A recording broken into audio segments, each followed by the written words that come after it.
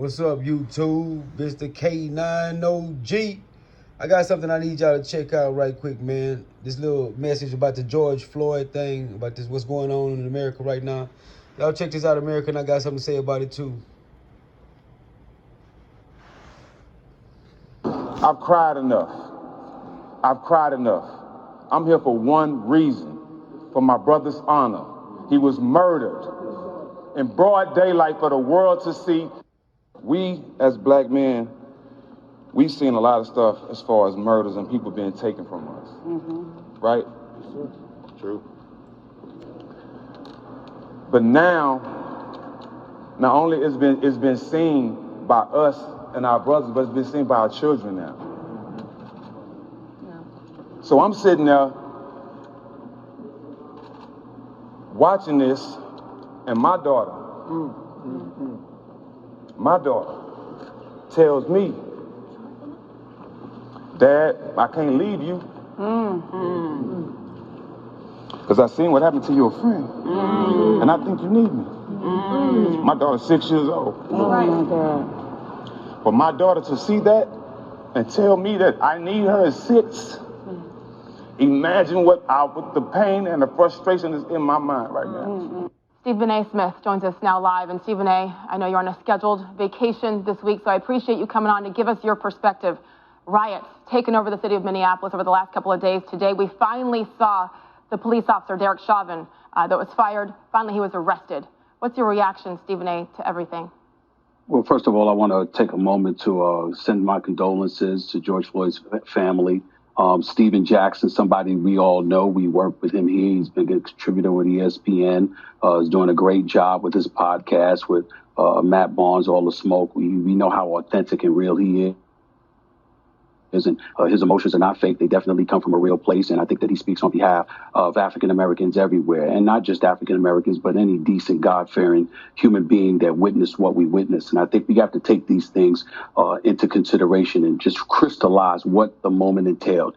You have a police officer with his knee on the neck of this black man who is handcuffed. He has him on his knee on his neck for over 8 minutes. 2.5 of those minutes was after there was no response from George Floyd. And what you don't see in that particular video, but another video from across the street, which just displayed over other cable networks, was 2 of the 3 other officers were literally kneeling on his leg. This is the epitome of completely unnecessary. It is excessive. It is egregious. And as far as I'm concerned, every black man in America knows that that police officer should have been arrested the day he was fired. He should have been put in handcuffs along with those officers. Of course, he should be charged with murder. Of course, those officers should be charged as well. Not just the 2 officers that were leaning on his legs, on George Floyd's legs, but the other officer who was standing around watching out as folks walked by, and he was talking to those individuals, keeping them at bay when they were informing the police officers. The man said he cannot breathe. He was crying. He was calling for his mother. These are the kind of things that are so reprehensible, so egregious, that something has to be done. And I'm not about to sit here and tell you that we should condone rioting. We should never condone such a thing, particularly and specifically in our very own neighborhoods. That's just the epitome of counterproductivity.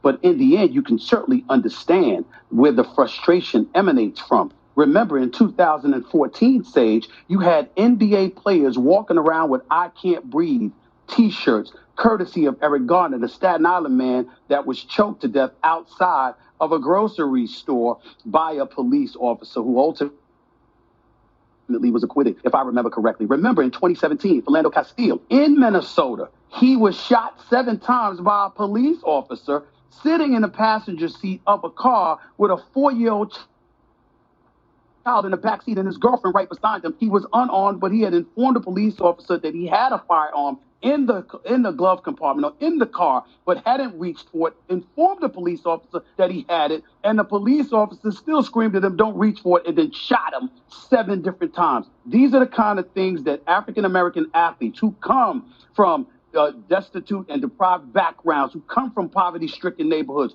These are the people they communicate with. They don't just come from these neighborhoods. We grew up in these neighborhoods, not just athletes, but sports commentators and reporters like myself. We grew up in the streets throughout the United States of America. We come from urban communities throughout the United States, and we're accustomed to seeing this kind of nonsense take place. That's not to say that we have a license to be irresponsible and label every police officer bad or every police officer negative, because we recognize the fact that when we get in trouble, we're going to dial 911. We're definitely going to call police officers. So we do have a responsibility to make sure that we don't castigate all law enforcement officials. But the reality is that this has happened on too many occasions. The athletes themselves know it.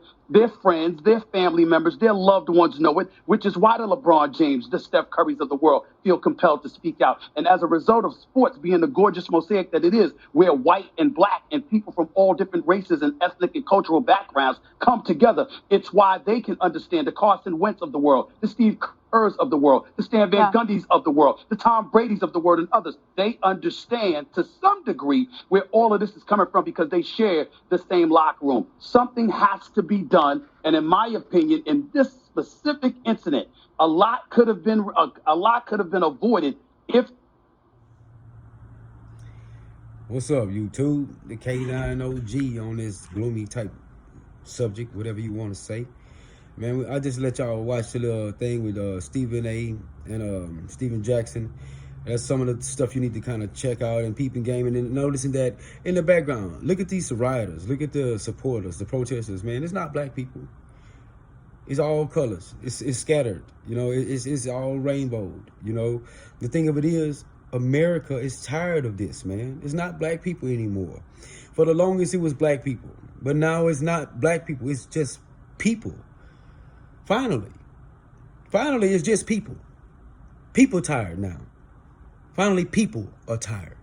Americans, citizens, sons, daughters, husbands. That's who tired now, right? But then look at these officers you want to quit or not arrest. They was on the guy's legs. Now, everybody know that a majority of your blood flows through your legs. And if somebody's putting pressure on your legs, they're stopping your blood flow. So the guys, both officers on the legs were stopping blood flow just the same as the guy on the neck. Both officers that were kneeling on his knee, on his legs, was just as guilty as killing him as the guy that was kneeling on his neck.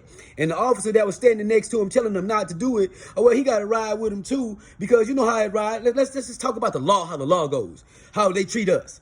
If I'm sitting in the car, if I would have been there, if that would have been us, and we'd have been there in any kind of incident it was, and it's me and a couple of my homeboys, all of us going to jail. Even the one that was standing next to us telling us not to do it. He going to jail too. Everybody that was in the car, we all going to jail. So why is it different for them? Why all of them that was involved in that situation are not held accountable?